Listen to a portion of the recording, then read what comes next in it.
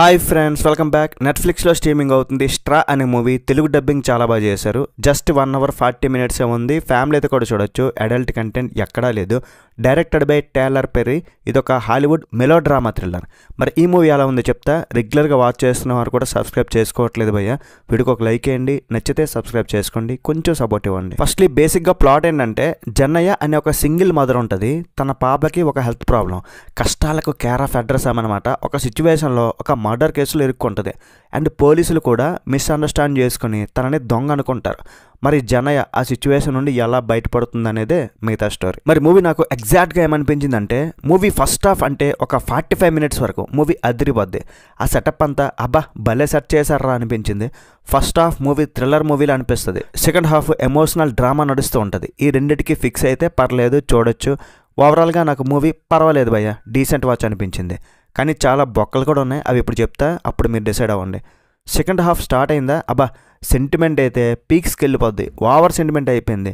Heroine first నుండి last వరకు కూడా ఏడుస్తూనే ఉంటుంది, కోప్పడుతూనే ఉంటుంది, ఫ్రస్ట్రేషన్లోనే ఉంటుంది. అయినా సరే ఎక్సలెంట్ యాక్ట్ చేసింది ఆమె. గోటుతో పోయేదానికి గొడ్డలతో తెచ్చుకోవడం అంటారు కదా, నిజంగా ఇలాంటి ఈ సినిమాలో ఉన్న ఎర్రపప్పు పోలీసులను అయితే నేను చూడలే. ఆ పోలీస్ ఆఫీసర్స్లో ఒక లేడీ పోలీస్ ఆఫీసర్ మాత్రమే పర్ఫెక్ట్.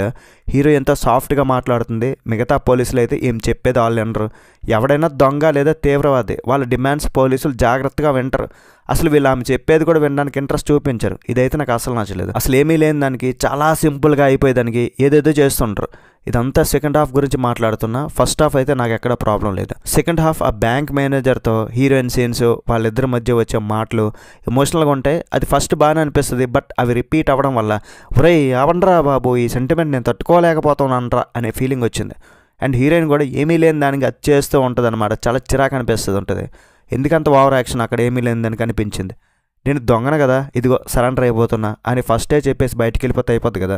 అంటే మూవీ లాగాలి కదా, అందుకే. అయితే క్లైమాక్స్లో ఒక నిజం తెలుసుకున్నాక మూవీ చాలా ఎమోషనల్గా పాజిటివ్గా ఎండ్ అవ్వడం పర్వాలేదు అనిపించింది. తారాజీ పి హన్సన్ అంటే ఆమె పేరు, చాలా బాగా యాక్ట్ చేసింది భయ్య నిజంగా. ఆ police officer character and bank manager characters ఈ రెండు కూడా చాలా బాగా నచ్చాయి. మొత్తం ముగ్గురు క్యారెక్టర్స్ బాగా నచ్చినాయి. టెక్నికల్గా మూవీ బాగుంది. మ్యాక్సిమం ఒకే బ్యాంక్లో ఉంటుంది. అంటే మూవీ ఇండోర్లోనే షూటింగ్ ఉంటుంది. బ్యాక్గ్రౌండ్ స్కోర్ మాత్రం చాలా బాగుంది. ఫస్ట్ హాఫ్ థ్రిల్లర్ సీన్స్లో కానీ, సెకండ్ హాఫ్ ఆ ఎమోషనల్ సీన్స్లో కానీ బ్యాక్గ్రౌండ్ స్కోర్ చాలా నచ్చింది. మరి ఫైనల్గా చెప్పాలంటే, ఒక థ్రిల్లర్ని కొంచెం ఎమోషనల్ థ్రిల్లర్గా చూడాలనుకున్న వరకు ఈ మూవీ నచ్చొచ్చు. మేమంతా సెంటిమెంట్ తట్టుకోలేం భయ్యా, సెకండ్ హాఫ్ ఏమీ లేని దానికి అంత ఓవర్ యాక్షన్ మాకు అవసరమా అని ఆలోచించే వాళ్ళకి ఈ మూవీ సెట్ అవ్వదు. మరి ఓవరాల్గా రేటింగ్ ఏంటంటే 3/5. That's it guys. వీలైతే ఒక లైక్ చేయండి, షేర్ చేయండి, సబ్స్క్రైబ్ చేయండి. నెక్స్ట్ మళ్ళీ కలుద్దాం. బై బాయ్ అండ్ జై హింద్.